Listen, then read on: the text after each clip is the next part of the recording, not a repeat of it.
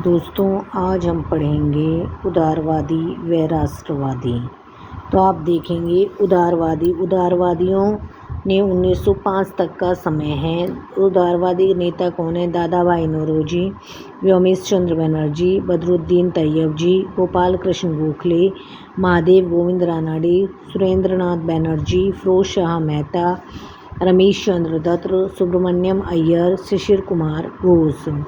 साथ ही आप देखेंगे उग्रवादी नेता। उग्रवादी में बाल गंगाधर तिलक, अरविंद घोष, विपिन चंद्र पाल, लाला लाजपत राय, बंगाल के राजनारायण बोस, अश्विन कुमार दत्त, महाराष्ट्र में विष्णु शास्त्री थे।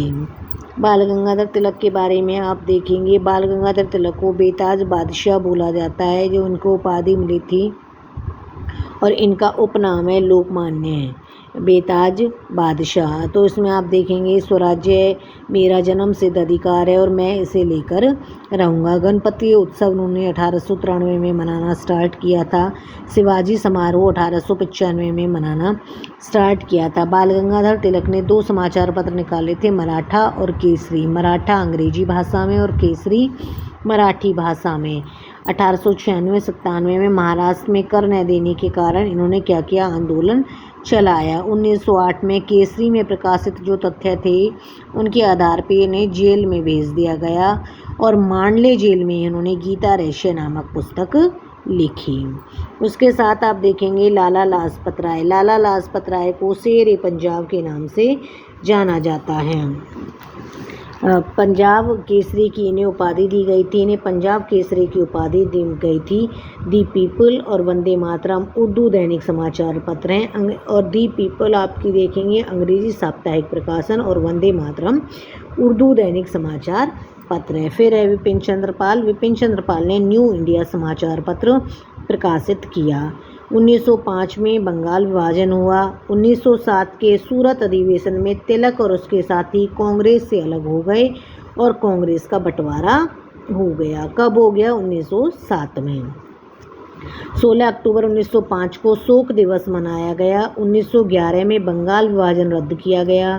1909 में इंडियन काउंसिल एक्ट व मार्ले मिंटो सुधार, यानी मार्ले मिंटो सुधार को आप देखेंगे 1992 का जो एक्ट आया था उस एक्ट का ही ये विस्तृत रूप है। उसके बाद 1909 का Indian council act Morley Minto के नाम से जाना जाता है। 1916 में कांग्रेस और मुस्लिम लीग का संयुक्त अधिवेशन हुआ, जिसे हम लखनऊ अधिवेशन या लखनऊ पैक्ट के नाम से भी जानते हैं। होम रूल आंदोलन। होम रूल आंदोलन को आप देखेंगे 1915 और 1916 में श्रीमती एनी बेसेंट तथा बाल गंगाधर तिलक के सहयोग से होम रूल आंदोलन चला। 1915 और 1916 में श्रीमती एनी बेसेंट आयरलैंड की हैं। इन्होंने श्रीमती एनी बेसेंट की होम रूल आंदोलन से प्रभावित होकर जो बाल गंगाधर तिलक हैं उन्होंने पूना में इंडियन होम रूल की स्थापना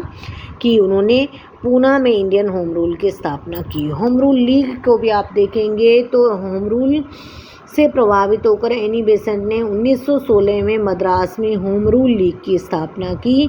बाद में कानपुर, इलाहाबाद, मुंबई, बनारस और मथुरा में हुई थी। एनी बेसेंट ने न्यू इंडिया नामक समाचार पत्र के माध्यम से होम रूल का प्रचार और प्रसार किया। यानी एनी बेसेंट ने जो होम रूल का प्रचार प्रसार किया था वो किस माध्यम से किया था? न्यू इंडिया नामक समाचार पत्र से। सबसे पहले आप देखेंगे जो होम रूल है 1915 और 16 में श्रीमती एनी बेसेंट ने आयरलैंड की थी। ये श्रीमती एनी बेसेंट ने स्टार्ट किया था और श्रीमती एनी बेसेंट के आंदोलन से प्रभावित होकर बाल गंगाधर तिलक ने पूना में इंडियन होम रूल की स्थापना की थी। उसके बाद होम रूल लीग से प्रभावित होकर एनी बेसेंट ने 1916 में मद्रास में होम रूल लीग की स्थापना की। कहाँ की? मद्रास में स्थापना की थी 1916 में।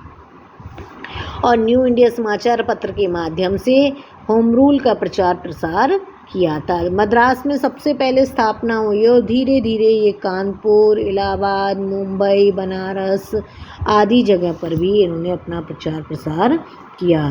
तो दोस्तों आशा है ये टॉपिक आपको समझ में आ गया होगा और आप चैनल को लाइक करें, शेयर करें, सब्सक्राइब करें। Thank you.